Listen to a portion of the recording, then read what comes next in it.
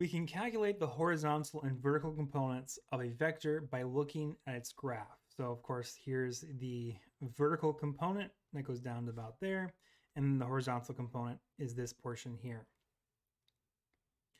Now, we can also use polar equation, r equals x squared plus y squared, where x is the horizontal component. Of course, x is going to be the horizontal.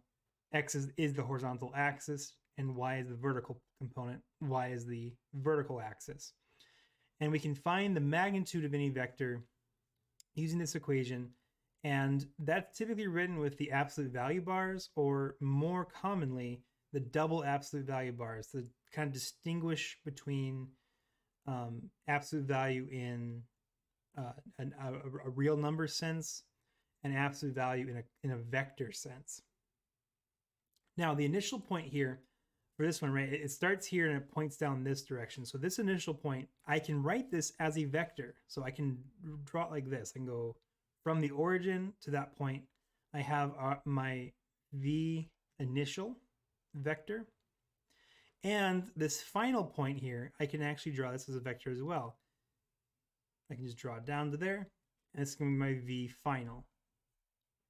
And we can draw v1. To draw v1, we can instead do vector addition on the final point, the vector final, with the negative of the vector initial. So vector initial, the negative means it's not going to point. It's not going to point this way. It's going to point the other way. So we're going to actually have a vector like this.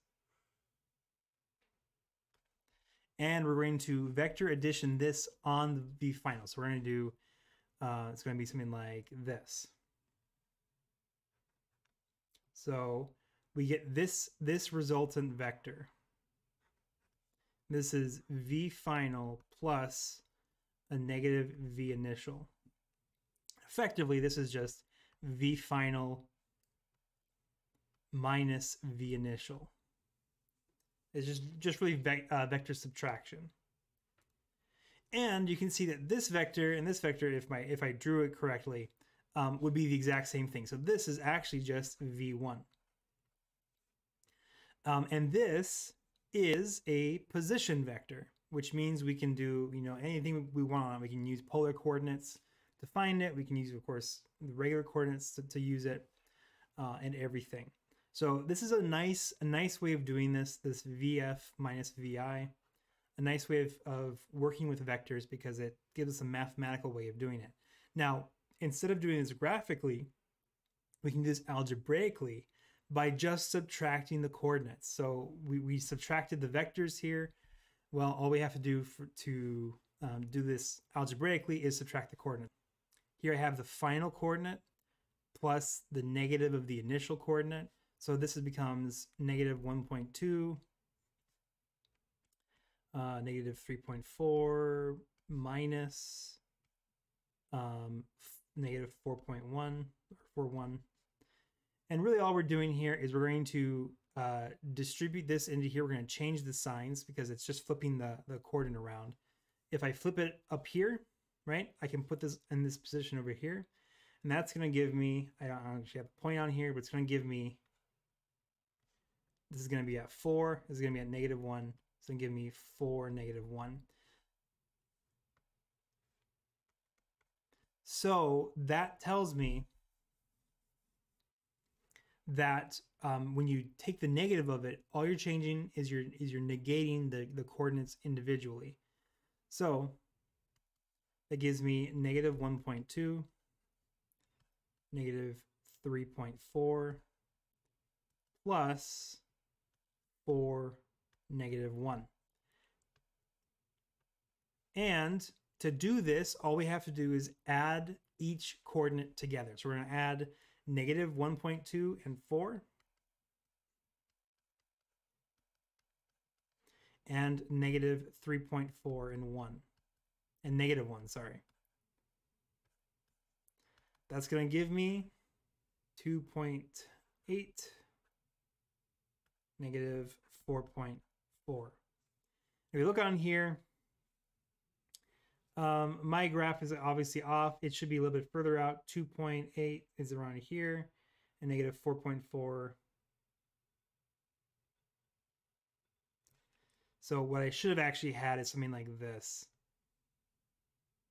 And that looks much better to this, but that's just a minor error that I had for my graphing. Okay, now this is also can be done with the unit vector form of vectors. So this is the unit vector form. It's just the same thing. It's just negative 2.1i, negative 3.4j, same thing here. And this one's more algebraic. It's an equation, so we can just treat it like that. So I can simplify this whole thing down by going negative 1.2i minus 3.4j. The negative is going to distribute. We're going to get plus 4i minus j.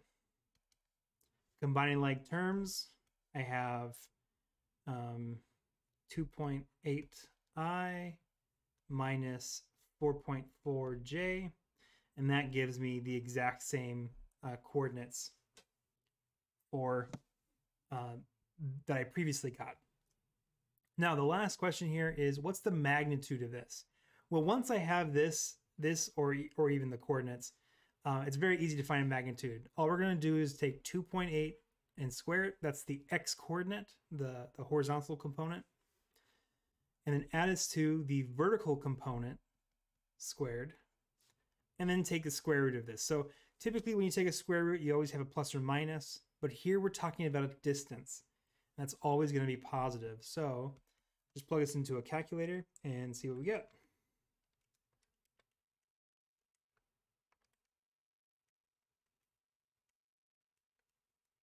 I'm getting approximately 5.22. And that's the magnitude of V1. Now, we've already talked about scalars. Well, scalar multiplication. We've kind of already thought about this idea in the previous video. It really just extends or compresses a vector in the direction that it is already going. With the component form of a vector with I and j, it's very easy to do. Really, when you have some scalar a and you're multiplying a vector v, we have just this, but this can be just distributed, and you get ax in the I direction and ay in the j direction. And so a scalar will extend or compress the vector in each of the unit vector's directions. So really, you're talking about an extension in the horizontal direction, and the same thing in the vertical one, and that gives you a resulting scale in the actual direction that the vector is going. So let's look at this on a graph. We have V2 here. That's the direction V2 is going. And what is negative 3V2? Well, V2 looks like we can do, the initial point is at V, I'm going to do V2I for V2 initial. This is at coordinates 2, 0. And V2 final is going to be at coordinates 0, 1. That means that V2 is going to be V2 final minus V2 initial. That's going to be 0, 1 minus 2, 0. Or in other words, plus the negative, so it's going to be negative 2, 0. That's just going to give me 0 minus 2 is negative 2. 1 minus 0 is 1. So negative 2, 1 is what we get. Negative 2, 1 for V2 is the same thing as starting at 0, 0 and going to negative 2, 1. It's going to look like this. And that doesn't indeed look the same as that one, so that's V2. Now, we do want to find each of these scalar multiples, and we also want to find the magnitude. So let me find the magnitude of this real quick. The magnitude of V2 is just going to be negative 2 squared plus 1 squared, and then the square root of that. Because I have the position vector, so I know that's the way it's going to work. So we're going to do negative 2 squared plus 1 squared.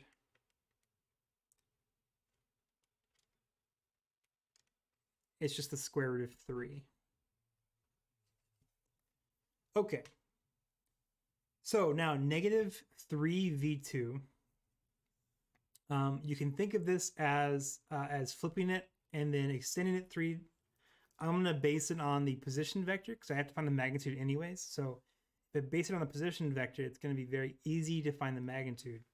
So first off, we're going to give it a negative. So we're going to actually change the direction of v2. So it's going to start here. It's going to start here and then go this direction. That's negative v2. And then we're going to extend it by a factor of 3. So this is by a factor of 1. By a factor of 2 is going to go here. And a factor of 3 is going to go right to there. Is negative 3v2. And you can see that the coordinates is going to be, so negative 3v2. I'm going to write this in component form, so that's a little bit different from what we've done previously. So it's going to be, it's 6 in the horizontal direction, so it's going to be 6i. And then it's going to be negative 3 in the vertical direction, so negative 3j. Okay, the magnitude of this is just going to be the horizontal direction squared plus the vertical direction squared and the square root of that. And we get the square root of 45, which just simplifies down to 3 root 5.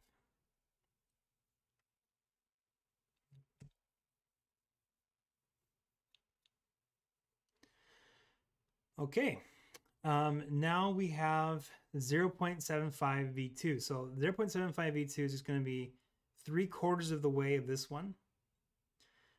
Let's actually look at that in the coordinates first. So v2 is the same thing as negative 2i plus j. The horizontal component is negative 2. Vertical component is 1, so that's going to be what we get. So then 0.75 v2 is going to be the same thing as 3/4 times negative 2. It's going to be negative 3/2 I, and then plus 3/4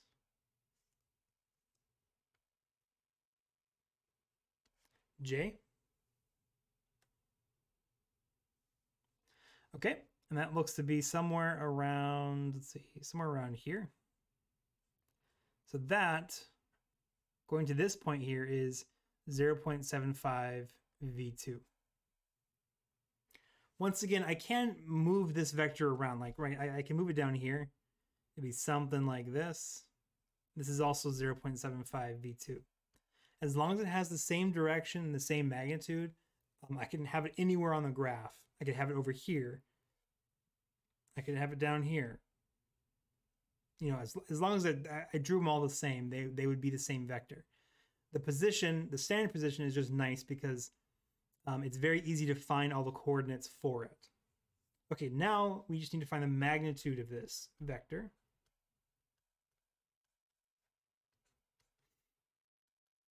And that's going to give us negative 3/2 squared plus 3/4 squared, the square root of that. Let's see this on a calculator. I get approximately 1.68. It's 1.68 units long. And of course, the unit in this is just based on the number 1. That's why unit vector is one unit long. But that's what we're talking about here. All right, let's look at a little bit more questions on this. I'm going to find the equations that describe each vector, you know, with the component form where I, and j are in it. And we also want to find the magnitudes of both of these vectors. So first off, let's find the components.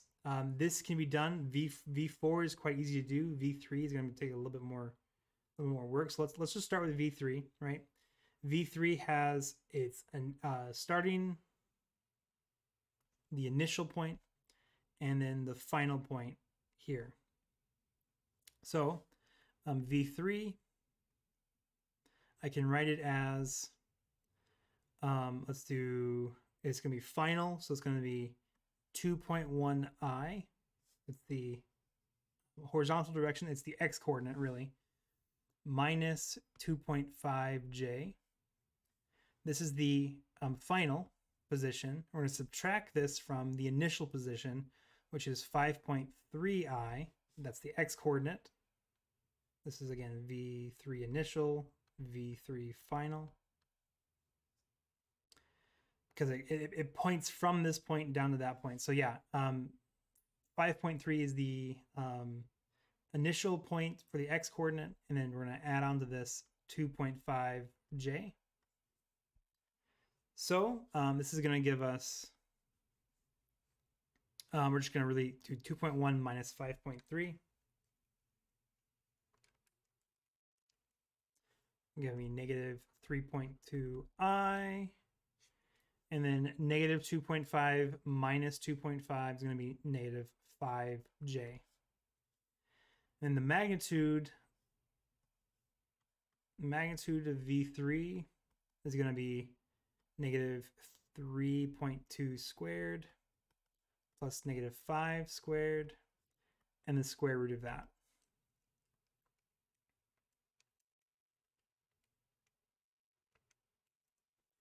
And I get approximately 5.94 units long. Okay, let's do the same kind of thing for 4, but actually 4 doesn't need it, right? 4 is a little bit easier. I can just count up the x-coordinates. So we have 1, 2, 3, 4, 5, 6 units long, right? I'm counting each unit individually. I know one space here from -1 to 1 or 0 to 1, 1 to 2 is 1 unit in the x direction. And then it's also 2 units high. So we know it's going to be 6i and 2j. So V4 is 6i plus 2j. I don't have to get the normal, the position vector of V4. I don't have to do the subtraction like I did for V3. I can just find the length of the horizontal component and the length of the vertical component. So the magnitude of V4 is just going to be 6 squared plus 2 squared. That's 36 plus 4 is 40. And that simplifies down to 2 root 10 units long. That's the magnitude of V4. Okay, what are the standard polar angles on the position vectors? We have the magnitude already of these vectors, so there's no point in finding the magnitude again. The r, if you're using polar coordinates, r is going to be the magnitude. So these are already been found. The only thing we don't know about this is the direction, and that's what the angle is. Well, we know what the components are, so the angles are quite easy to find. So for 3, of course, is going to be, if this were in the standard position, it's going to be pointing this direction. It's going to be in the 3rd quadrant. So we got to keep that in mind when we're solving for the angle. We're going to have to do a little bit of extra work here. The y component is going to be -5. That's just the same thing here. X component is -3.2. And doing that, I will do this in degrees. I get 57.38 approximately. But we know it's going to be actually added on to 180 degrees. So this is actually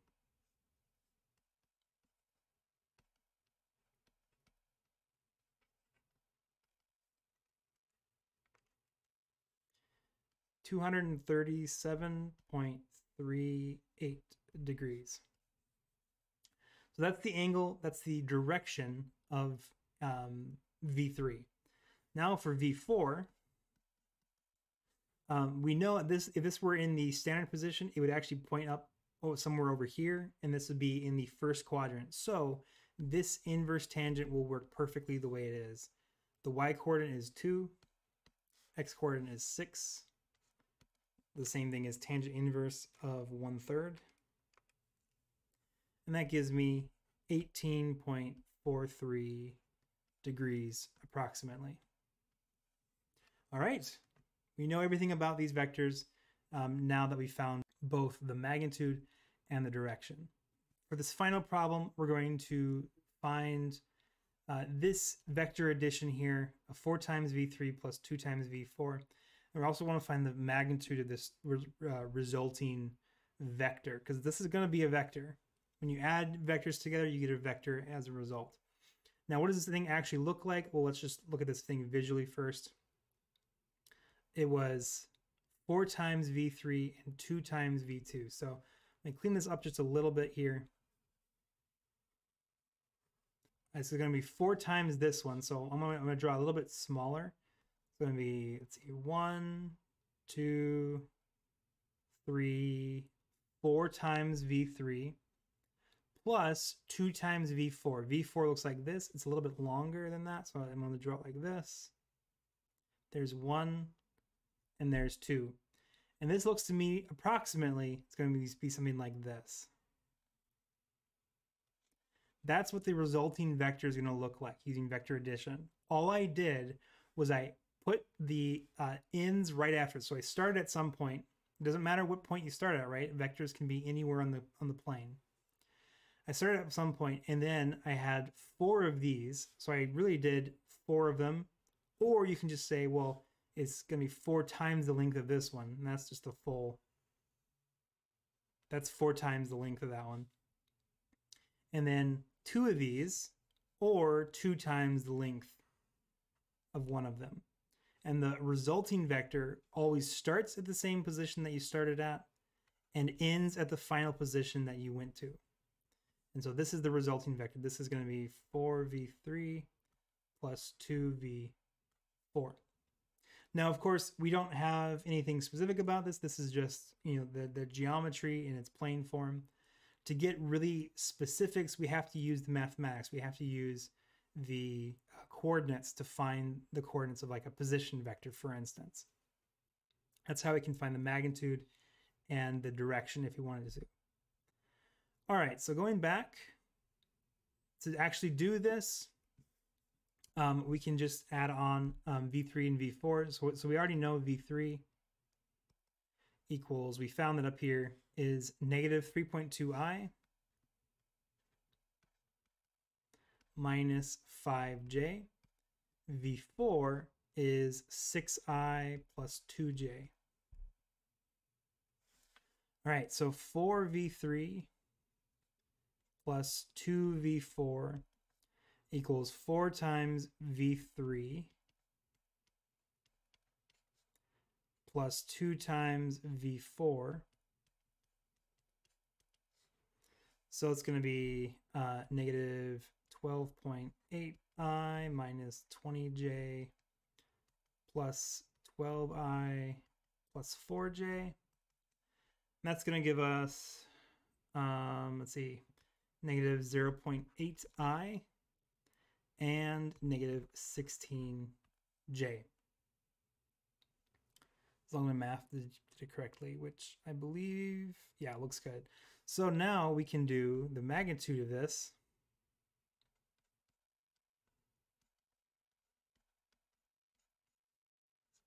Is going to be negative 0.8 squared plus negative 16 squared and the square root of that. Plug it into a calculator.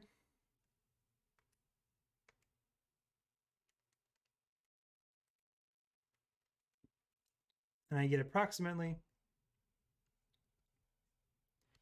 16.02 units long. Okay, vectors do a lot of, have a lot of useful applications to them. One part is like vector positioning, and in video games you can use this idea. So we have a point 7.3, and like, for instance, say you're changing your view in the video game. Well, that point, it's going to be the same point, on the environment, but it's going to be rotated as you turn your camera in the video game. So what we want to do is figure out, how does this affect the coordinates when we rotate the camera, say by an angle of 40 degrees? Well, if it's counterclockwise, that means it's in the positive direction, right? In order to do this, all we really need to do is find, well, what's the angle of this point, and then rotate it. Well, this is best thought of as a vector. So this vector, 7, 3, well, this coordinate 7, 3 can be thought of as a vector. So I'm going to write it as vector v equals, well, I'm going to write it as 7i plus 3j. And we know that this thing has an angle to it, right? Its angle is going to be tangent inverse. First off, this is in the first quadrant, so tangent inverse is going to be fine if we just solve it like this, 3 divided by 7. We don't have to add 180 onto it. And that's going to give us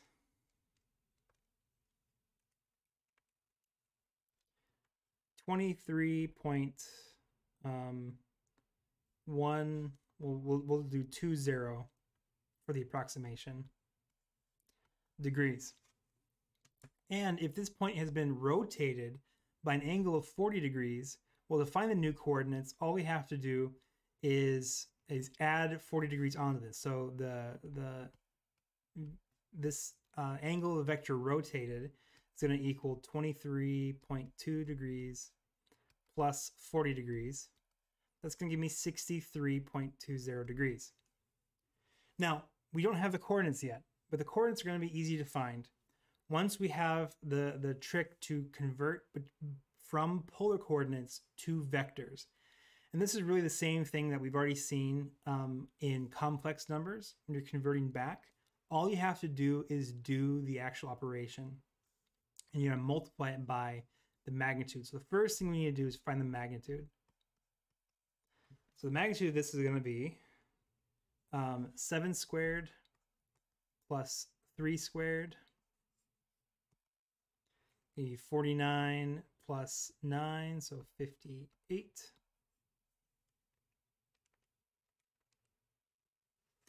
Okay, and we can think of this as, so I'm going to say vector rotated is going to be square root of 58 times cosine of 63.20 I, in the I direction, right, in the horizontal one, plus sine 63.20 j.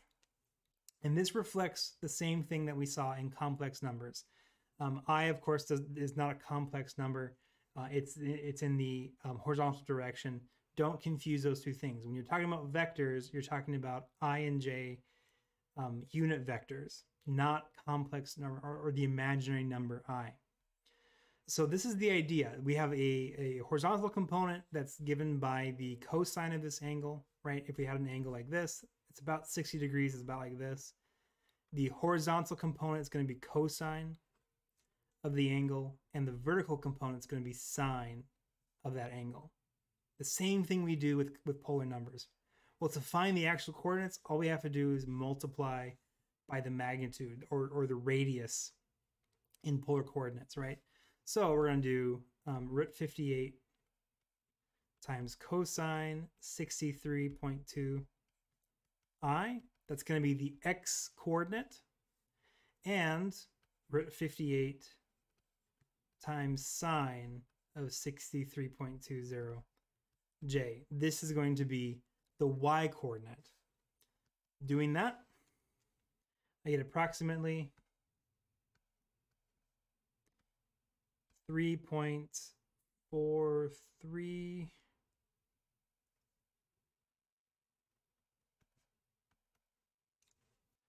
plus 6.80 j.